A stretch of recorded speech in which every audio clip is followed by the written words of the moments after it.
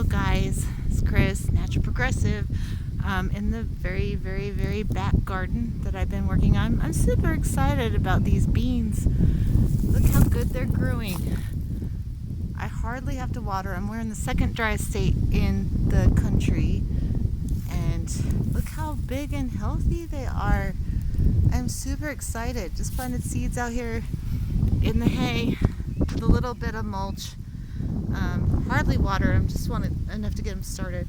But that's not the only exciting thing. Get over to one of my other beds. I have potatoes here that aren't coming up yet. But look at the squashes. Wait, I'm in the light. Squash. Another squash. Wait, there it is. And another one. Look at one. Oh, they're going so good. Anyway, I have more squashes. They're not up yet. More potatoes and garlic and stuff in there. I anticipate that'll take a while. Have lots of melons and stuff that I planted intermittently here and there.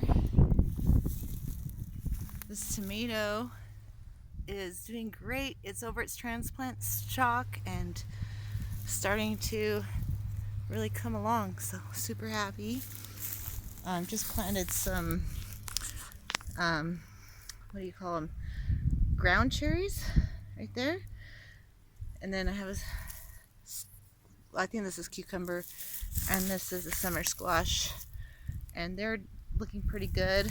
I lost one here, so I planted some more ground cherries there, and that tomato is looking really good too. So it's coming along. For a very low maintenance garden, I think it's doing quite well, especially with those beans. Wow. I mean, I maybe watered 3 times in a month, and they're doing great. So, oh, one other thing I wanted to show you. This plant right here, this is called horehound, and it's a very medicinal herb. So we have that growing all over our property. It also really attracts bees, and on the bigger bushes of it, you can constantly see bees buzzing around it. They love this stuff. But also it's great for colds, any respiratory issues. It's supposed to be good for diabetes. Some say it's good for the liver, but it was one of the earliest cold remedies. Make a tea out of the leaves and these blooms, which aren't that pretty, but hell, bees like them, so I like them too. Anyway, just wanted to show you my Ruth Stout garden, and my very first one, so we'll see how it goes. Alright guys, have a good one. We'll talk to you soon. Happy gardening.